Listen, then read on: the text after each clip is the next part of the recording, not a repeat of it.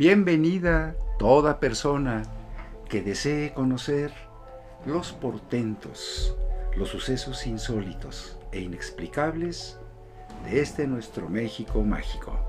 Iremos hoy un poco más allá de la otra puerta. Y siempre será un gusto compartir con ustedes estas experiencias que conforman pues una visión, un caleidoscopio del rico pensamiento que configuran las culturas de nuestro país. Y hoy pues iremos al estado de Chiapas, porque vamos a presentar el caso de la fiesta de San Pascualito Rey, o también conocido como San Pascualito Muerte, muy vinculado a un monje franciscano llamado San Pascual Bailón. Bueno, pues data la leyenda aproximadamente del año de 1650, cuando en la zona de Tuxtla Gutiérrez, Chiapas, pues se suscitó una terrible epidemia que empezó a atacar a la gente y pues empezaron a morir. De tal manera que era tan intenso el temor y el miedo de un contagio que conllevara la muerte, que pues no se sabía qué hacer. Una de las tradiciones adoptadas de España era llevar en literas a los santos patronos de las comunidades para pedir el favor divino y detener ese tipo de desgracias. En este caso, lo que aconteció fue, primero, que dentro de ese marco de dramáticas circunstancias donde las familias veían cómo se diezmaban sus miembros, hubo un hombre que, estando enfermo y estando prácticamente en agonía y a punto de recibir pues los santos óleos, ya para trascender, tuvo una visión. Y esa visión consistió en un esqueleto con una corona dorada que le decía que no tuviera temor, que iba a sanar y que se iba a encargar de interrumpir esa agresiva epidemia en 9 días.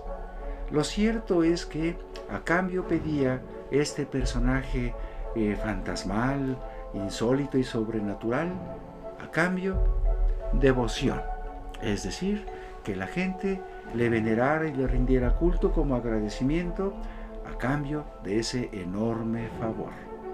Y así sucedió.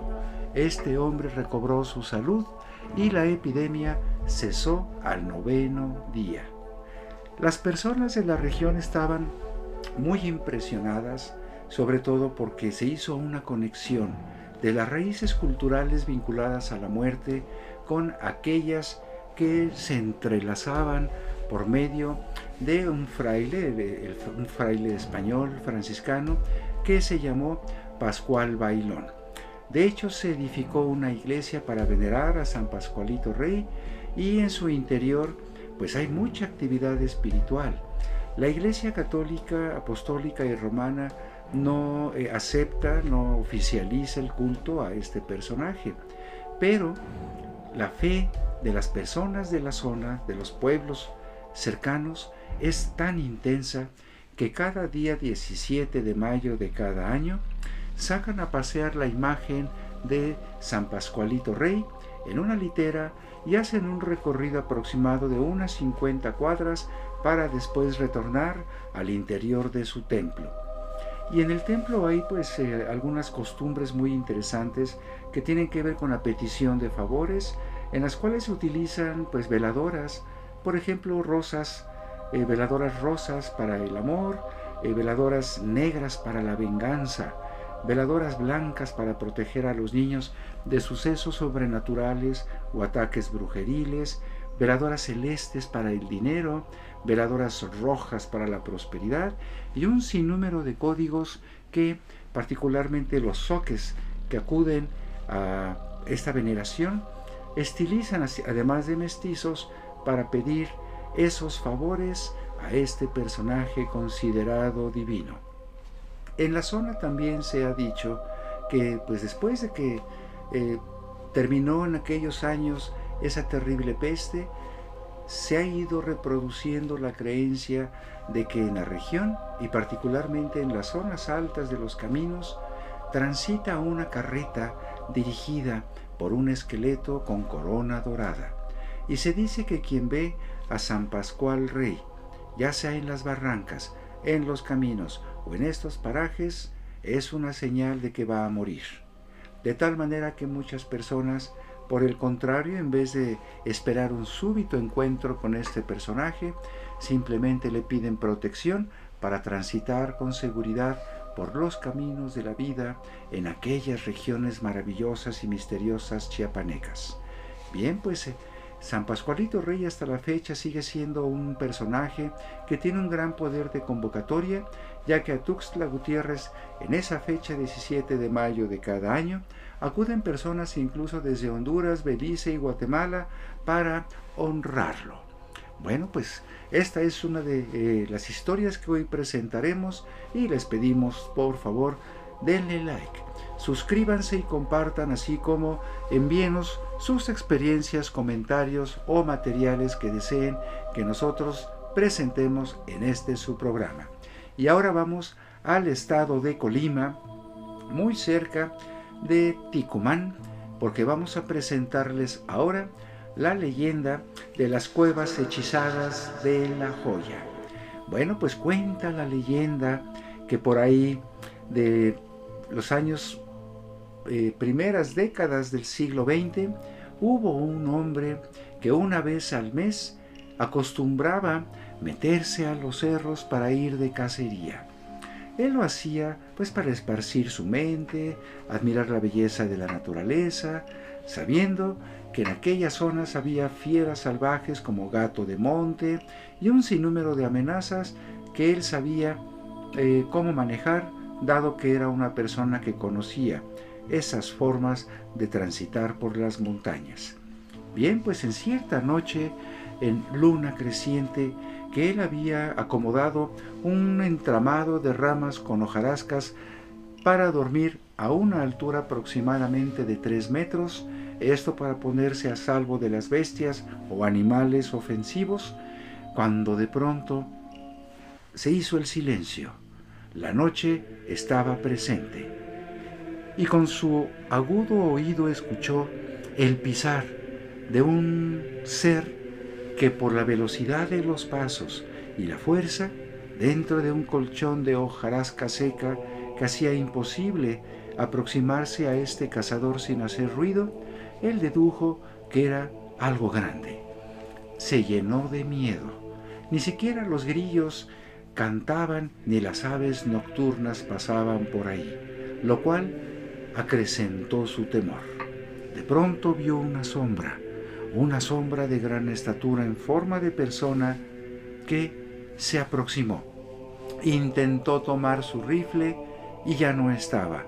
Intentó tomar una lámpara para encenderla y ver qué acontecía, pero tampoco la encontró. Y la voz de la sombra manifestó que no temiera, que bajara del árbol, porque tenía un mensaje muy importante que compartirle, que consistía en que le llevaría a un conjunto de cuevas para entregarle tesoros que provenían de años anteriores, cuando esta sombra en vida formaba parte de un grupo de asaltantes y bandoleros y que había sido asesinado él ahí una vez que se enterró la mayor parte del tesoro, y que por ambición ahora este espectro era víctima de una maldición que solo concluiría al entregar esos ilimitados tesoros a un alma digna. Pero el cazador entró en mucha desconfianza, tenía mucho temor, y a pesar de que el espectro le mencionó que no le haría daño, que esta era una oportunidad única para ambos que no se repetiría, el cazador siguió dudando. Así que el espectro, para disminuir un tanto su terror, le mencionó que sería mejor entonces verse a las 9 de la noche del día siguiente en ese mismo paraje y que lo pensara muy bien. Y desapareció. Amaneció y este cazador fue de inmediato a su casa a darle el comentario a su esposa, quien simplemente le sugirió aprovechar la oportunidad. En la mente de este cazador estaba el conflicto de que podría ser un peligro, que podría su alma quedar cautiva, pero por otro lado la ambición hacía lo suyo, y se imaginaba como un hombre millonario, con su vida resuelta, y esta lucha en su interior finalmente fue vencida por su ambición. A las 9 de la noche en punto se encontraba en el lugar y esperó, y el espectro ya no apareció. Regresó a su casa muy desconcertado y hasta irritado. Y lamentaba profundamente no haber aprovechado aquella primera oportunidad. Lo cierto es que siguieron pasando los meses y siguió yendo de cacería, pero siempre a ese paraje. Pasaron los años y comenzó a envejecer, y siempre mes tras mes llegaba a ese paraje, según se decía, él sin la intención de encontrar algo, aunque en el fondo su espíritu estaba encantado y había sido víctima de un maleficio que le encadenaría por la eternidad a ese lugar, dado que una vez que murió, siguió apareciendo como hasta la fecha dicen, una vez al mes, en diferentes parajes de la zona de las Cuevas de la Joya, en esa maravillosa región de Colima, que es un escenario de sucesos insólitos. Y bueno, pues esperamos que estas emisiones sigan siendo de sagrado, y no nos despediremos sin decirles que la próxima nos seguiremos viendo un poco más allá de la otra puerta. Hasta entonces.